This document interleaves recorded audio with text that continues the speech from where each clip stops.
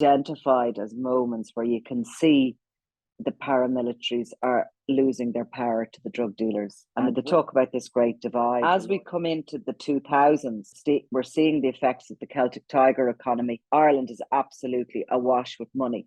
It's at that point, I think, that you see this explosion of cocaine use. And the explosion is down to the recreational weekend users. I think we heard evidence during the Regency trial of how Gerry Hutch and Jonathan Dowdall travelled north to give back the guns that were used to the paramilitaries as a sweetener to them. And they were really there looking for them to step in as the mediators. They wanted these paramilitary individuals to step in and to say to Daniel Kinahan, back it up, mate. This is Ireland. Thank you very much for joining me, Nicola. Appreciate you taking the time now early in the morning. Can you do me a favour? Will you tell us a bit about the book? If you could just give us an idea kind of what it's about. Congrats on publishing it. I finished it off there the other week. Very good book. Yeah, it's a meander, isn't it, through sort of a little bit of social history of Ireland, a bit of social history of gangland, and I suppose the arrival of cocaine to the shores more than 30 years ago now.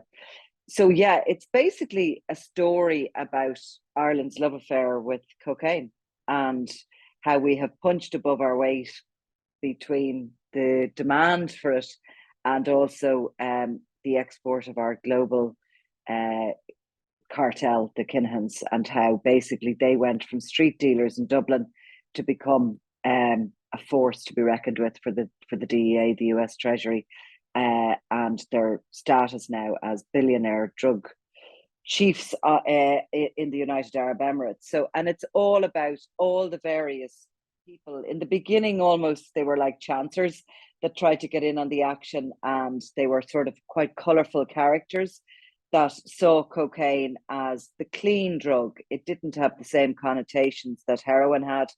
I mean, to this day, you talk to drug dealers and they look down their nose on heroin dealers, the cocaine dealers, and all the rest of them. So I think it came in, it looked clean, it looked posh, it looked cool. It still holds that, you know, despite the fact it's never been marketed as a product, cocaine really is one of the glorious marketing successes in the world. And it very quickly, I think, turns dark when the money that is there to be shored up, it sort of becomes clear, and you realize that the younger generation of dealer is actually prepared to murder and kill just for their patch. So it's that, and I think it also tries to tell the story of how cocaine knows no social boundaries, how you know, high society ends up mixing with sort of you know, the underworld constantly, and what holds them together is cocaine. Very good. You actually touched on something interesting there. Ireland, I didn't know about this until I read the stats in the book, but Ireland's cocaine use rate is it's up there, like you said, punching way above our weight. Obviously Ireland has a reputation for like kind of very going hard when it comes to alcohol. So I suppose the same thing kind of translates over. Can you give us a bit of an idea kind of where we're at in usage? Well, they say, I mean, these statistics, I mean, I don't really know exactly how they compile them, but 1 in 40 are using cocaine. I think the best way we can look at it is the European drug reports, which show that from a usage levels, Ireland, the Netherlands and Spain, I think, are the 3, you know, highest users of the drug. I mean, you can look at the amount of seizures, you can look at the amount of gangland activity, because most of that has centred around cocaine over the past 20 years. And you can go out and look for yourself at where it's available. And it literally is available now in every small pub in Ireland. You'd be amazed, like some of these old pubs that you'd rattle into that are sitting on the side of a road and have a clientele. They probably open now in the afternoons. There wouldn't be any gastro pubs or anything like that about them. There might be music at the weekends, and they're a local business, really, like the local grocery store. And there's reports of you know, people in their 50s, 60s, 70s, first-time users going into the bathrooms to take cocaine, a place which is really a social outlet more than anything.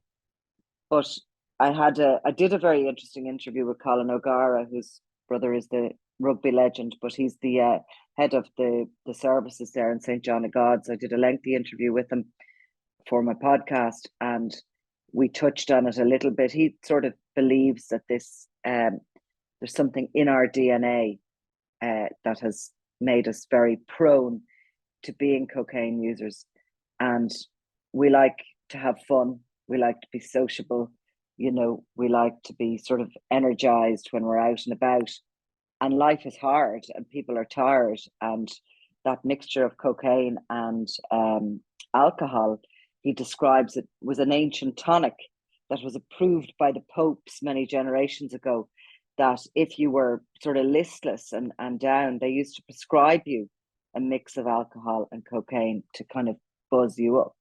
So it's the same sort of thing, that people want to go out and socialize. They're probably feeling a bit worn out by life because, you know, things can be tough and life is stressful. So it sort of just seeps into our personalities nearly. And obviously, as you say, we have that very unhealthy attitude to alcohol. There's just no question about it. That's the way it is. I'm sure people from other countries come here and find us bizarre. So all of that kind of, I think, filters into it. And then, like other countries, you know, the UK in particular, and plenty of other countries, what happened was we had the heroin epidemic of the late 70s, the 80s, and there was a shame attached to heroin taking. You know, people going around, we don't call them this anymore, but they used to be called junkies. And they'd be going around like zombies within their community. You could see their demise physically. And in every single way, people would have gone from fully functioning human beings to literally skeletons out waiting for their next fix. So it was very visible what was happening with heroin. And there was a big lashback against the dealers. They were often run out of their communities by by groupings that got together. And then in came ecstasy. And that was this absolute, the love drug. And lots of young people who would never have taken heroin sort of found a route into drug taking through ecstasy. And I think that opened up the market then for cocaine. When it came flooding in, there was this generation of drug users, and sort of probably with very fond memories of the ecstasy days. And they were then drug takers. They weren't heroin users, but they were drug takers. And cocaine is seen as recreational. So we've just this growth. Obviously, there's all sorts of other factors like what's going on in Colombia, with the FARC guerrillas and the funding of all of that, and the growth of the coca leaves and the exploitation of the farmers, and you have the cartels developing there. So it's this huge, big global sort of cluster that happens, and Irish people just are going, bring it on. We want more. Okay, so it may be difficult to kind of to sort of put a year on it, but when roughly would you say that in Ireland's bigger cities, Dublin, Cork, Limerick, it became widely enough available to get coke, and then when roughly did it filter down to kind of your towns and even now like rural villages, and how far behind like the UK and the USA would we be? We're always a little bit behind them, and the North is a little bit behind the South, funny enough, in most things that happen. You can start seeing the bales of cocaine washing up onto the beaches, and the seizures around the very late 1980s, early 1990s. So the first bales are starting to, usually because a shipment has come a cropper because of the weather. Of course, there's a straight shipping line from South America to Europe and West Cork. You have to pass the coast of West Cork, and it's pretty treacherous there when the weather gets bad. So quite a few large shipments have come a cropper and have had to seek shelter in some of those West Cork fishing harbours. And you start seeing that around the early 90s. But at the same time, it was a lot of drugs were also being brought in. Cocaine was being brought in by mules from Miami at that point on the flights. I think the usage at that point was this kind of upcoming middle class, people who had money. Dublin was still pretty depressed then in the early 90s. And there was a cohort of people who were sort of, the bright young things who were out socializing. The usage appears to have been sort of centered on that community. As we come into the 2000s and, we're seeing the effects of the Celtic Tiger economy, you have labourers with their pockets stuffed with cash every week. The construction industry is booming. Ireland is absolutely awash with money.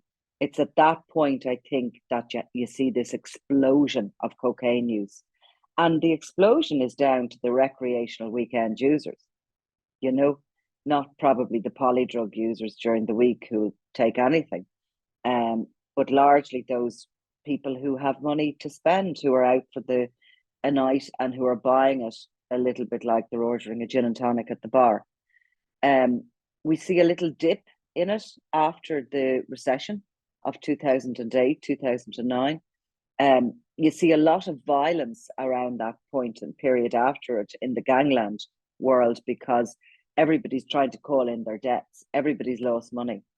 And you see an awful lot of activity around, beating up of, savage attacks on people who owe debts, attacks on homes, all this sort of repercussions of the global financial problems come down to people's doors, where their cars are being, smashed in at night because their kids owe money or whatever.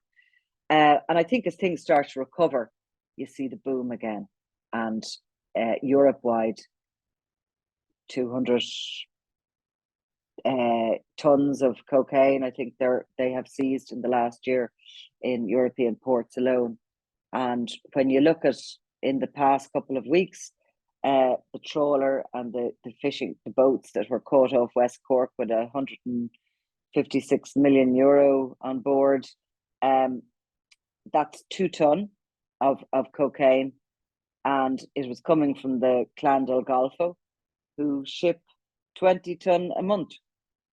So figures are just phenomenal, but the usage is at an all-time high and yet doesn't appear to be saturated yet. And you can see that because the cartels are still targeting Europe as a big growth market, and moving, of course, into Eastern Europe through the Balkan cartels. Has the source of Ireland's coke has it remained the same? Are we talking like over the decades? Are we still talking Colombia, Bolivia, the names you kind of think of? Has any change in it? Not really. I mean, I think when you go back to when it starts, you have the likes of the Medellin cartel and the Cali cartel have operatives in Amsterdam, and they have, representatives there in the supermarket, the European supermarket of drugs. You have our own Irish wholesalers and English and all dealing with them. So the big cartels are always represented and, have seen Europe as growth. It goes back to the Mexicans seem to have almost taken over the American market, or were very successful in the American market because of their borders into the US. And the Colombians, I think, looked, would you say right or left? I'm not very good at my rights or my lefts, but they looked to Europe as their market, and they kind of took over that. I mean, such a massive market, but it's all you look at whatever cartel is doing well in between Colombia, Mexico, or whatever, and they're the ones that are supplying us. It's pretty much the same. I mean, we have seen stampings on some of the drugs caught, going back to the Sinaloa, the what do they call it, the Jalisco New Generation cartel. There's been all of those mentioned. The suppliers are the same, aren't they? There's only certain places that the coca leaves can grow, and that's in the Andes. So the suppliers are coming from all those territories, Central and South America. they change a little bit, but not much. Interesting. One common kind of theme in the book is very interesting, and this is something that's been the plot of many a movie, many a book. It's when you have like civilians, you have ordinary people getting tangled up with those who operate in the very violent, treacherous, illegal world of drug dealing and crime. I mean, I'm just off the top of my head, I'm thinking of even on a small scale, there was a hairdresser in Sligo who ended up with one of the Irwins, Yes. and then herself got a charge, and then on a larger scale, even the Mansfields. So yeah, you might talk to us a bit about that. It was an interesting kind of thread through the book, you know. Yeah, I suppose it's the idea of again, going back to say we look at heroin and it affected a certain um area of society. It really was something that was embraced by a underprivileged communities where there's a sort of sense of hopelessness, where they probably feel that they have been marginalized, and it's almost a pain relief, heroin. Whereas cocaine is all about going out and having a good time and showing off and, being flash. So that's what brings all the social divides together. Um, I thought an interesting thread that I was able to kind of put together concerns the death of a former model called Katie French. Now, she died at the very height, just at the end, really, of the Celtic Tiger boom in 2007. She was at the height of her own career. She was a prolific cocaine user herself. Friends have told officers that. But she had this very sensational birthday party, which was covered by the media. She was, at the time, dating Jimmy Mansfield Jr., the son of the late Jimmy Mansfield Sr., the richest family in Ireland at the time. And there was always a whiff of some danger around the Mansfields. There was always rumours of their connections with the criminal underworld. They always denied it. And they always tried to keep a very clean image. But Katie French had basically spent the last night of her life travelling up to a friend's house where she spent the night taking cocaine. Kind of an eye into what looked like a very glamorous world, but which wasn't. Scratch the surface and you see the ordinariness of it. But she had that night made a series of phone calls to a socialite guy called Kieran Ducey, in whose house she'd spent her last few hours with his girlfriend. And he had sort of organized a deal for her. And on her way up to this house, she had pulled into a garage on the side of the road, and she had handed over 4 crisp €50 notes to a dealer who was later identified as Russell Memory. And he was simply a low hanging fruit in a bigger tree. But the deal and those 4 crisp €50 notes make their way into the hands of Gary Hutch, who's ultimately owed a debt. And obviously, Hutch is at that point right at the heart, the centre of the Kinahan organisation. Katie French goes on very tragically to she dies after that evening. She's taken to the hospital, and she has been deemed, basically she had fitted in the house. I don't know what the medical term is, whether she'd overdosed on the cocaine, but she'd certainly had some health complications. And then by the time she got to the hospital, she was beyond saving. Her family had to turn off the machine.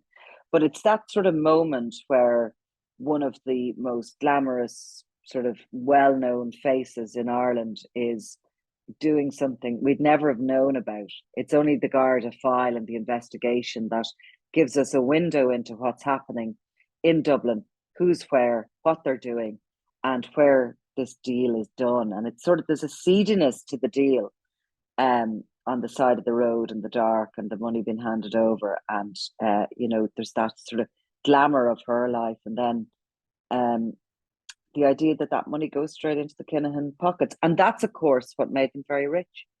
That's why they became millionaires and later billionaires, because every single deal that was done in this country for a long period of time, at least the estimate was they controlled 90% of the cocaine trade in this country. So every single deal that was done by somebody out for a night or, you know, buying a few lines went straight into their pocket, empowered them to become the violent cartel they are, and ultimately funded their war back on the streets of Dublin with the Hutch organization, which abhorred and appalled sort of ordered society.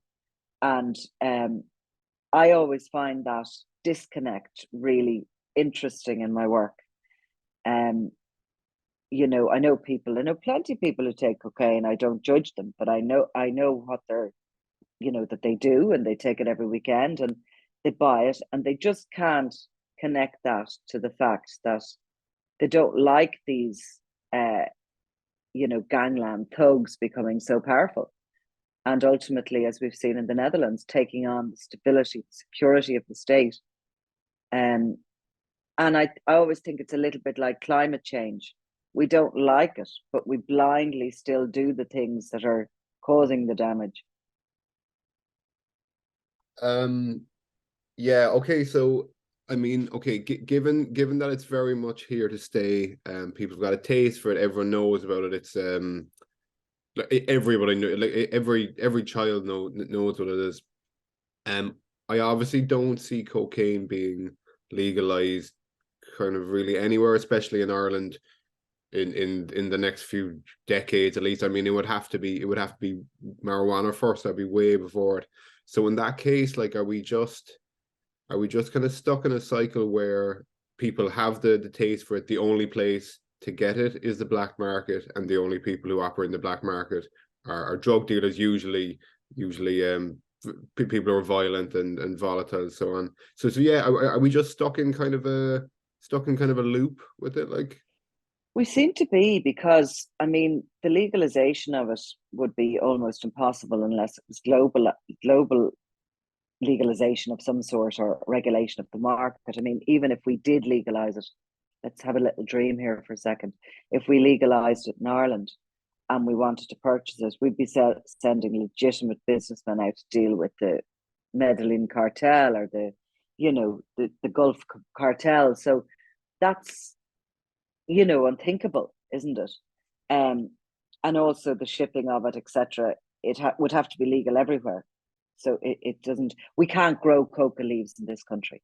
We can grow what makes weed, and it can be grown under controlled circumstances. And that, I think, is what makes that drug slightly different when you start talking about decriminalizing or legalizing it, or whatever you want to do. And across Europe, that's beginning to seep in. I think in Spain, they have already created clubs where you can be in a club and you can grow a certain amount for your own usage of marijuana, and it's loosening up there. Certainly, law enforcement officers would tell you that the dealers aren't going to get out of the market. The bad boys are certainly not going to move over, even if you do legalize it. They'll be still there. There will still be a black market.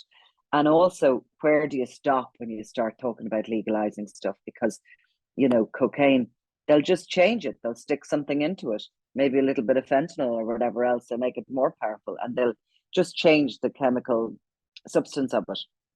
So it's a bit of an impossibility. Now, I always wonder where we'd be if we weren't fighting the flood of it. I mean, if we weren't getting, you know, the 200-ton, if we were opening all borders and just allowing it happen, where would we be? People working in addiction services believe the freer the ability, or the more availability of something, I suppose, the more temptation, the more people you're going to have using it. And that does make sense. There was a time when cocaine would have only been available in certain parts of Dublin. If you're in the west of Ireland in a pub and you kind of fancy a little bit of an upper, you're not going to get into your car and drive that distance for it. However, if there's someone in the pub who's selling it in the corner, you have a likelihood of using it. So the availability of it is creating more demand. And I suppose that's like most products, really. But where are we at with it? Are we obsessed with it? And is the next problem coming? and we're, you know what I mean, we're just concentrating completely and wholly on cocaine. The worry in Europe, certainly at the moment, is that the fentanyl is going to start feeding through the drug system. There isn't a problem with that at the moment. Here in Ireland, there was a few years ago that it slipped into the system, and there was a couple of overdoses, and there was over a short period of time there was some hospitalizations. I can't remember or recall quite exactly if anybody died, but I know there was certainly instances of about 5 or 6 people had seeped into the heroin substances that were for sale on the streets at that stage. The Chinese seem to be absolutely sending those components to Mexico to create the fentanyl. They don't care what's happening in America because they don't like them. There's all this global politics going on in the background with all of this. The Mexicans certainly are bedded down in the likes of Antwerp and the Netherlands at this stage in a quite concerning way. And that could be the next problem. So without even ever having kind of tackled the cocaine problem, we could start seeing what's happening in the US, which is those 100,000 deaths of young people, many of whom are educated. That's the wake up, isn't it? When, you know, people start saying, oh, it could affect my kids, because nobody really had that feeling about the heroin. It was always just, it was kept within those marginalized communities. And while certain politicians would be shouting about it, it wasn't really the same concern as the likes of the fentanyl crisis is. Yeah, again, being like that bit behind America, you see it. I think I've heard a lot of the good majority of the fentanyl stuff. Don't quote me on this. It's like in the middle of the country. But then even around New York, like I don't take hope myself, but you'd hear people at like Brooklyn and stuff, like warning friends now, like don't be getting coke off them when you don't know, because there's fellas putting fentanyl in it. And the effects too. I mean, heroin is terrible and degenerative, but if you see people on fentanyl too, there's even the thing called the fentanyl fold, where you're kind of hanging over like that. You'd see areas of Philadelphia, if you've seen footage, zombies, like literal zombies. Yeah, I've seen that quite a lot, and I noticed there is it LA now, they're starting to offer testing services for any drugs to make sure there is no fentanyl in it, which is kind of one way of, you know, that's quite a good sort of thinking process, isn't it? Looking at it from a health point of view, because that's what the fentanyl is, the biggest threat on the health services, on the ambulance services. Obviously, the loss of life is horrific. It's almost like a pandemic. But yeah, that would be, I think, in 10 years' time here, whoever is doing my job at that point will be talking more about fentanyl and how that's, you know, seeped into the system. So unfortunately, that's the way. And of course, there's all these substances that are made in laboratories as well. I mean, there's a huge problem in Ireland with pill taking, and even bigger in the north, sort of seen as being going back to the trauma of the Troubles, and everybody in the north has been touched by those Troubles. When you consider the size of the area, that more than 3,000 people died over a period of time, so violently, so many were injured.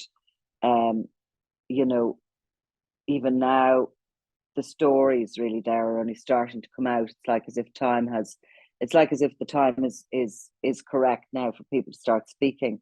And I mean, the stories are just so horrendous. So there is this trauma in the population. And of course, Ireland has a history of trauma, you know, and we're very open to the taking of tablets. And that probably feeds back to exactly what Dr. O'Gara is saying. We want to be lifted up, to be boosted up. We enjoy fun and crack and chatting. We're a very sociable nation. And because of all that sort of that weighs on us, our history, our very difficult history, and there's an awful lot of domestic violence and all the rest of those things in the country that, you know, that's, we are wide open. We're like, come on, we want you to make us feel better. So we are definitely, I think, genetically predisposed to taking things.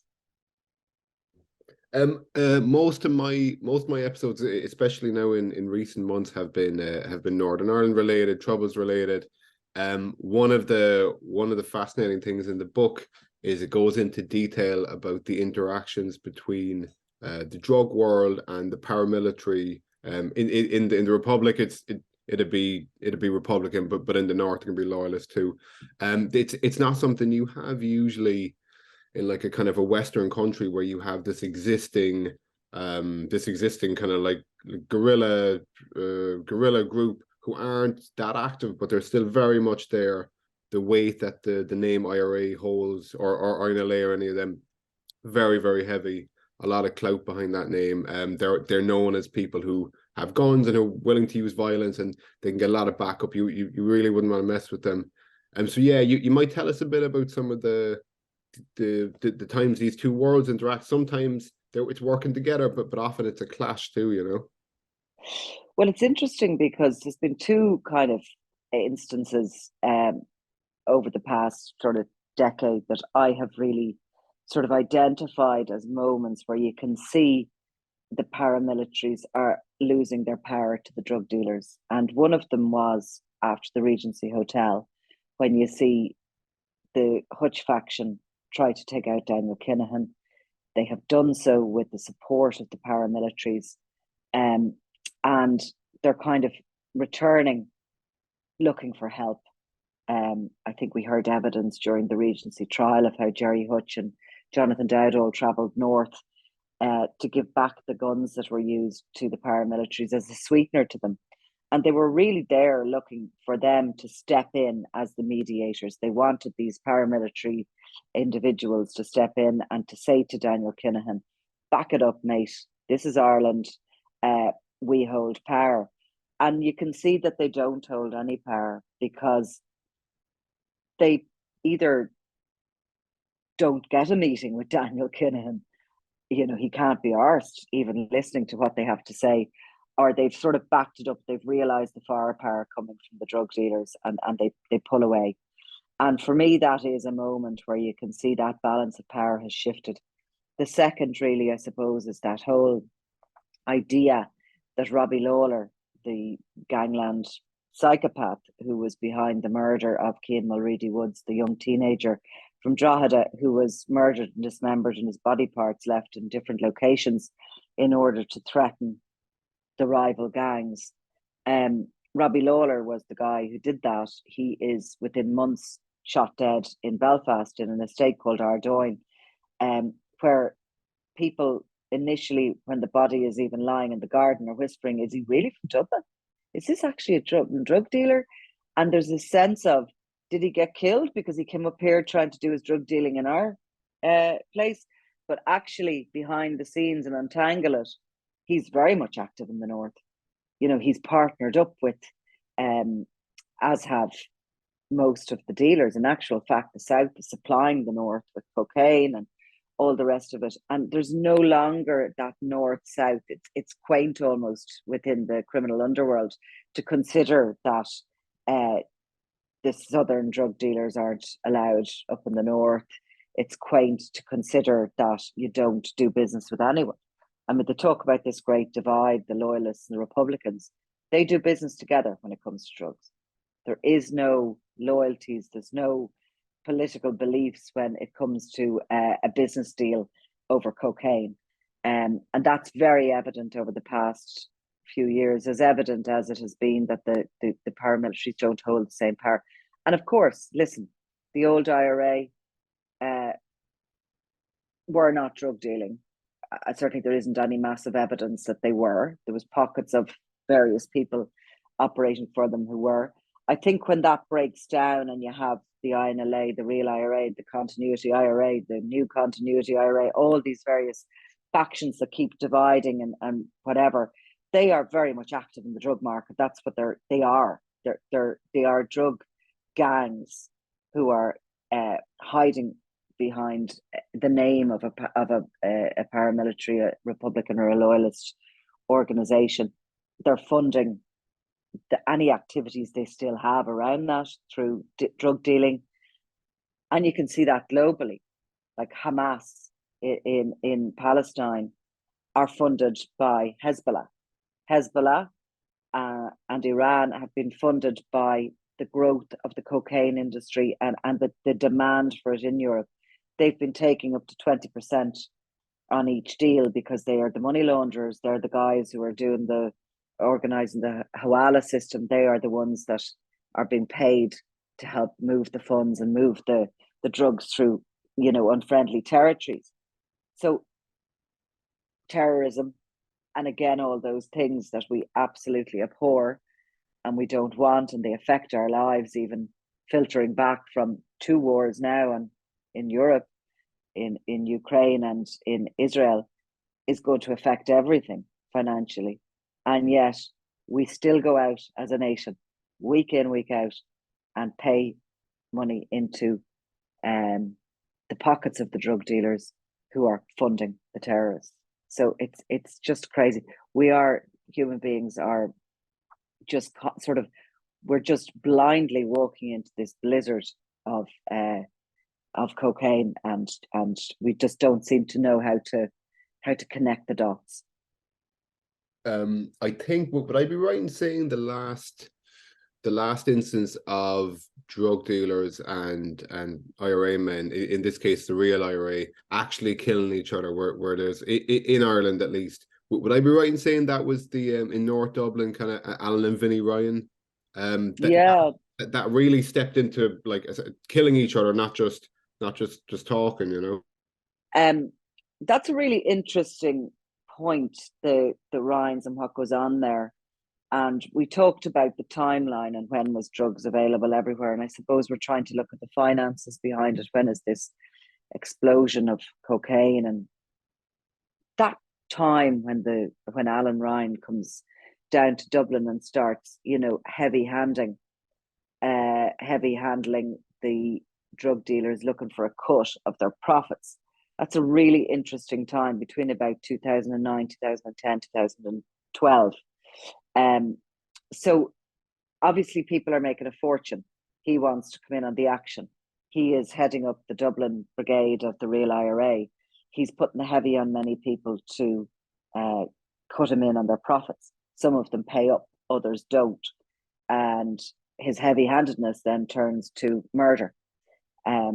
His gang are responsible for the murder of a number of dealers who push back on him, including Mick Kelly, aka the Panda. He refuses to pay up and is shot dead. He and his brother are leading these gang of thugs, basically. The Northern Command, kind of, the figures don't add up for them. They're giving something into the purse up there, but not enough. And they quickly realise that they're trousering the money themselves down here. This greed has taken over. And when it's decided that Ryan needs to be taken out, Christy Kinahan sanctions it, but the paramilitaries also sanction it. And Eamon Kelly is a criminal who sort of pops up at the beginning of the book. He's one of the first cocaine cowboys, an ex-paramilitary himself, who sort of goes on to age like a fine wine in gangland and become a mentor to many. He sits back and he advises the young dealers how to run their businesses, how to launder their funds. He steps in to settle disputes and all the rest of it. And he is this sort of elder figure. And in retaliation for Alan Ryan's murder, he finds himself shot dead in Colester in 2012 outside his home. He's 65. He's just got his bus pass. He's certainly heading for retirement of sorts, as this great sage of gangland. And I think, again, even within the underworld, that's a very dark period, and it shows the changing face of gangland, how cocaine has changed everything. There are no rules obeyed anymore. There's these very dangerous young sort of generation of dealers coming into the market who are very greedy, and who were willing to do anything to hold their patch. And yeah, it's an interesting time period if you delve into that from the perspective of looking at it as a social history of gangland, really. Yeah, at one stage, a person in the book who was under threat from drug gangs, or from drug dealers. He actually hires one paramilitary to protect him against another group. That was Yes, that was yeah. That, of course, is Jim Mansfield Jr., who ends up with this absolute incredible situation in the family home in Saggart, to Saggart House, where he has various groupings of paramilitaries all living under his roof, protecting him. And a third group is eventually brought in to try and clear everybody out, and they end up getting tangled up in this kidnap plot, which lands the whole lot of them, including Jim Mansfield Jr., before the courts on charges.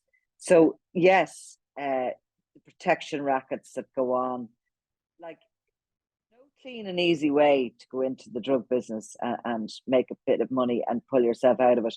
A few people have tried, and an interesting character that I included in the book would be a guy called Philip Barron, the Baron of Straffan. He was known, an Englishman who came over to Ireland, bought a house on the outskirts of the K Club, and was secretly running this massive cocaine business with some business partners. And he was running it as a business. They had this very interesting way of looking at losses, which they literally just put on the balance sheet as losses, and they didn't go out and kill anyone for them. They just accepted them. They sucked them up as part of the business model. So they reckoned their profits were so vast that they could suck up some of the losses. So if there was drugs seized or caught, or delivery drivers, whatever, and it was estimated they had shipped 300 million worth of cocaine around the globe by the time they were caught. But Barron, looks as if he has managed to perfect the model, and he's living in Straffan. He has a beautiful house, Bentley car. He's on the social scene. He's attending race meetings with his wife. He's socializing with all the right people. His children are in private schools in Dublin, where they have horses and stables, and they're all very.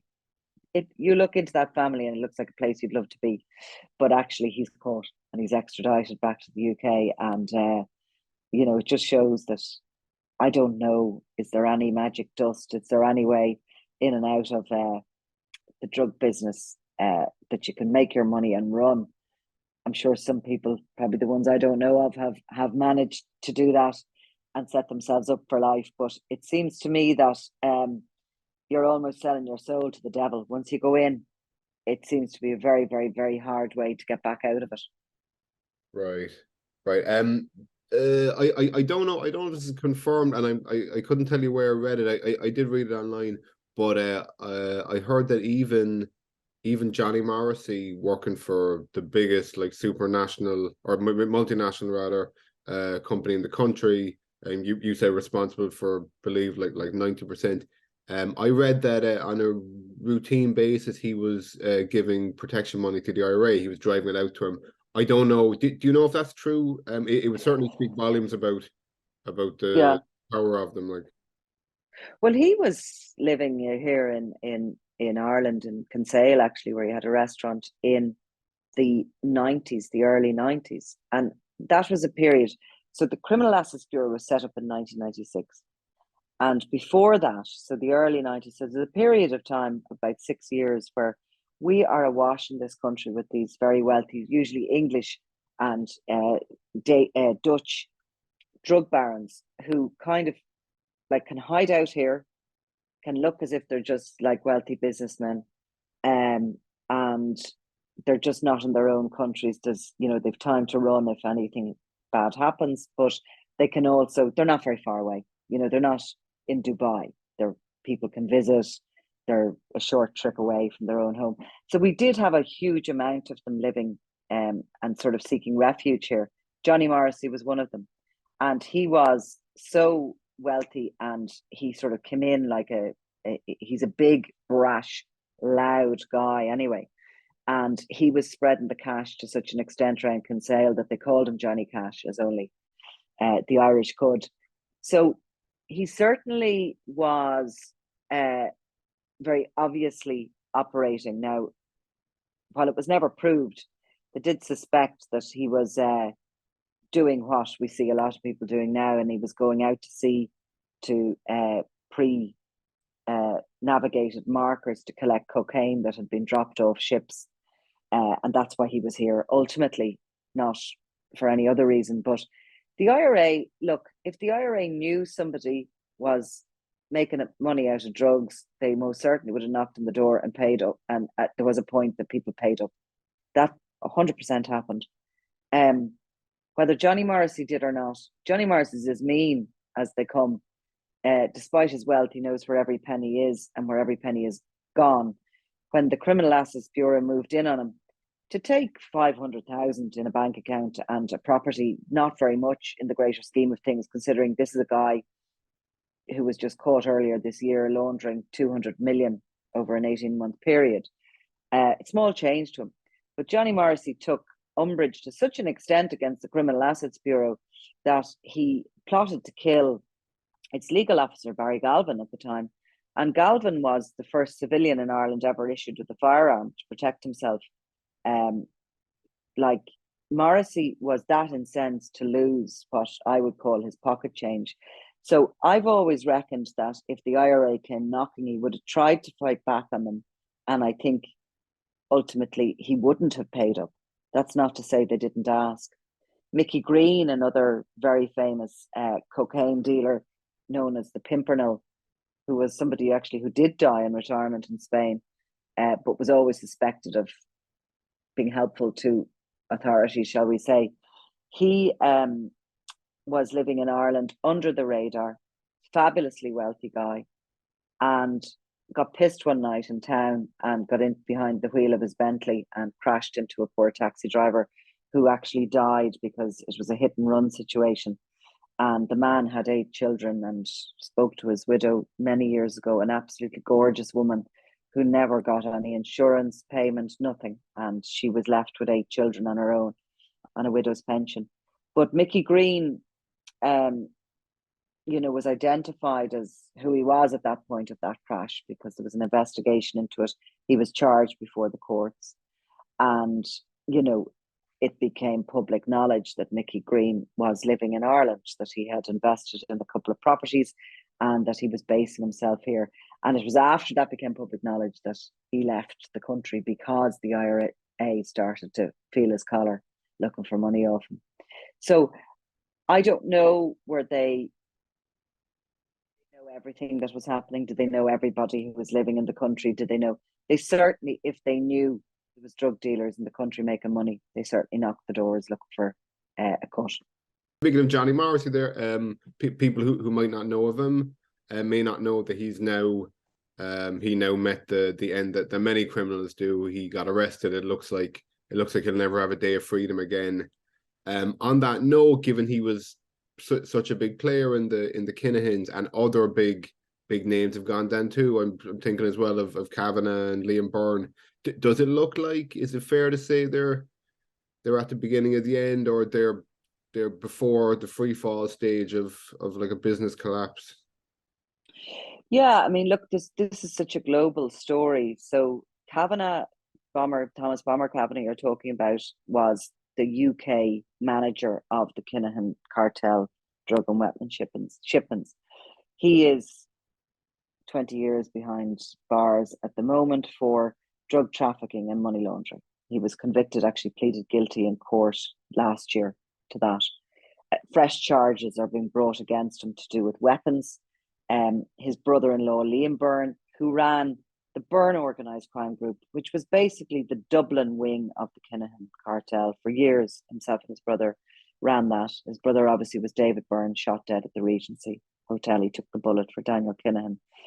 So the UK, the NCA, the National Crime Agency, have been focusing on that organisation, and they have gun charges against Liam Byrne, who's fighting extradition from Spain, against Bomber Kavanagh, and they're looking for Patrick Keating, Bomber's right-hand man from Ireland, to be extradited to the UK. So that pretty much deals with them. That dismantles that organization, and it's a huge success for the National Crime Agency. Obviously, here in Ireland, you have 70 members of the Kinahan organization behind bars. Some of them actually coming to the end of their sentences now. Very key players. You have prolific hitmen. You have absolutely every art and part of their organization locked up here in Ireland, and they're pretty much dismantled here. Then you have the leaders of the organization in Dubai. You have Johnny Morrissey in Spain, where a massive money laundering investigation is underway by the Guardia Civil. And that is what Johnny Morrissey has been arrested on. He has been accused of laundering funds for the Kinahan organization. Interestingly, through Spain, because like when the Kinihans left Spain and fled as such to Dubai, it looked like they brought all their businesses with them, but actually the hub of their operation still remains in Spain, and it's so key to their money. So Morrissey is there in prison. He's in his 60s. He obviously went to Spain after he fled Ireland here, Kinsale, closed up his restaurant, the cab biting at his heels, and went off to Marbella, where he settled down on the Costa, and has become closer and closer and closer to the Kinahan organization. I think when they left for Dubai, he was a key player in the organization, and they left him in charge of the money, basically. You could call him the director of accounting. So that's him. Now, he would be a big worry to the Kinihans because Johnny Morrissey's a great survivor. He has a very young wife who is very glamorous, and he's very much certainly visibly in love with on social media. And he has a young son. And, if he gets a long sentence in Spain, that's pretty much the end of him. Even if he does serve 20 years, he's coming out in his 80s if he survives it. And the prisons aren't evidently great in Spain. So Johnny Morrissey might try and cut a deal. Initially, you have the partner of the European super cartel of Daniel Kinahan, Rafael Imperiale. He has cut a deal. He's gone state witness. In the Netherlands, you have other partners. Trials are coming to the end. They're all facing very lengthy times in prison, or already have big, long sentences, which, if nothing else, breaks up the group. There might be another 100 on the outside yet to be caught, still running things for them, but it does ultimately fall apart. In Dubai, you have Christy Kinahan, Daniel Kinahan, Christopher Jr. still living openly and under increasing pressure. Their biggest problem is currently a file with the Director of Public Prosecutions here in Ireland looking for charges against all three. So within probably about 4 months or so, the decision will come back. And at that point, if those charges are levelled, which I imagine they will be, and in the case of Daniel Kinahan, probably for murder, we will have warrants for them. And that changes the relationship completely with the Emirates, because currently the US have sanctioned them. They're looking for information regarding their financial dealings. There's bounties there, 5 million, not bounties as such, but rewards of 5 million for any information on their financial dealings. The US are obviously untangling that entire, those 200 plus companies that they've used to hide their money. They're looking at the evidence of the money flooding into Hezbollah, into Iran, into those terrorist regimes. And Ireland will probably soon want them before the Special Criminal Court. So they're only going in one direction, which is to jail. There's no way out for them. And I think they know that. And I think they're trying to shore up at the moment what they can. They're trying to hide as much money, protect as much money as possible. And they will likely be back here by next year in front of the courts. When you have your face on a wanted poster, on a reward poster in the US, you're never going to live out your retirement anywhere. There's always talk about, they've gone to Iran, they've gone here, they've gone to Afghanistan. These aren't territories the Kinihans could live in, nor could they trust the regimes in these countries, because they're so constantly changing and their money is obviously of value to them, but their money could be as quickly taken once they move it into those territories. So I just see it as being the next chapter in this whole story, what will happen to them next. But I think they know themselves that they're living on borrowed time now. And, you know, what a future. Would it be worth it? I don't think so. No matter how much money you'd earn to have your freedom taken from you for, I mean, I don't think I could do a week in jail, let alone look down the barrel of a life sentence. But, you know, that's the cost. Yeah, I was going to say not only that, but like you have all this money, but you can't even enjoy. I've always thought that about like the Pablo Escobars and stuff. It's no good having all that money if you're worried about every single one of your friends and business associates sticking a knife in your back to take your place. It just wouldn't. You just couldn't enjoy the money you had, you know. Well, you see, I suppose, you know, I've often thought about that and I've tried to understand it. And it's all they know, that life, that world. And there is an excitement and a buzz to it. I mean, there's no doubt about it. Those living in that world would tell you that it's, you know, it's a buzz to be, you know, doing these deals and I suppose getting the better of entire governments and law enforcement agencies. And it's this constant cat and mouse game. And the rules aren't very fair because the goodies have to abide by all the rules and the laws, and the baddies don't have to abide by anything. But I think often, you know, you see the likes of Chapo Guzman and others that have amassed these fortunes that in no life could you spend them or enjoy them. And yet the drug seems to be the gain more than the money. Yeah, the power of it, yeah. Yeah. Briefly there before I let you go, the last time we spoke, it was good timing. It was literally like a week or two before one of the biggest trials, one of the biggest criminal trials that ever took place in Ireland. It was with Gerry Hutch, recently most known for the feud / war with the KINIHANS. Obviously, he's a prolific criminal. He's been at it decades. For anyone who didn't follow it, I'd advise them to go back and listen to your podcasts about when you would come back and you talk about everything that happened during the day. If you could briefly give us like a bit of an insight, what were the most interesting kind of insights that we got into the Gardaí and the criminal world that we got from this trial? Because it was Jesus, it was fascinating, like to see the lid lifted on it. Yeah, I mean, look, it was almost like God, it was almost like that. That was almost like a TV drama, sitting in the courtroom watching it. What I walked away from it was that, you know, that up close and personal view of the breaking of that sacred code, that omerta, that Jonathan Dowdall was charged also with the murder. They both were charged with the murder of David Byrne at the Regency Hotel. And as I've mentioned to you a little while ago, David Byrne took a bullet for Daniel Kinahan. The plot that day went wrong. It was to kill Daniel Kinahan at a boxing weigh-in, very famously, and the repercussions of it are still going on. But both of them were charged with murder, and shortly before the trial began, Jonathan Dowdall turned state witness against Gerry Hutch. Now, I don't think they ever had a deep friendship anyway, but they were both to stand trial together. And, you know, that absolute overriding rule that you never tout, you never help out the authorities, which is so strong really in the north in particular.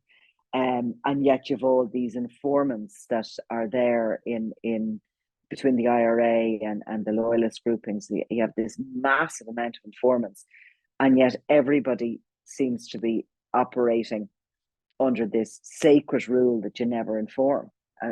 You know, it just shows really the hypocrisy of that world. But watching Dowdall, I think, break that code and give this evidence against Hutch, who was sitting watching him, across the courtroom, seeing a guy who had a veteran criminal who had managed to really beat the system and had gone out to Lanzarote to kick back in the sun with whatever money he'd made, he says, through legitimate investments. To see him get drawn back into that world for me, and to be standing in the dock of the Special Criminal Court facing a life sentence in prison for when he thought he'd got away from it. So all these sort of things, and I think a court case, I suppose maybe I'll call it a good court case, almost plays out like a theatre. It's almost choreographed in how you hear the story and how it emerges from the evidence. And I think the idea that, you know, Daniel Kinahan, what's going on, we got an insight into exactly first-hand insight into what was going on within the Kinahan organization as this sort of feud and sort of started this divide within it, created this feud, the threats that people are under, how the HUTCH'S tried to reach out to the paramilitaries to help them to stand in as mediators, to stand strong, how little power the paramilitaries have in the whole thing. And, you know, then seeing Gerry Hutch actually beat the system, because 90% of people get convicted in the Special Criminal Court. It's a 3-judge court, there's no jury. It's all it can be highly criticized, but actually it's all very focused on the law and the evidence. And to see him walk free, and Dowdall, the guy who sort of saved his own skin, has just gone back into the total darkness to have to go witness protection to when he is eventually released, to start a new life somewhere out there in the ether. It's extraordinary. It's a very fascinating world, really. And I think that trial gave us a window into the real people that are living in it. On that, I'll leave you go. Thank you very much for your time. Thanks, John. The book, but by the time we put this out, the book will be out, and we'll put a link in the podcast and the YouTube. Can you tell us the name of the book again there for us?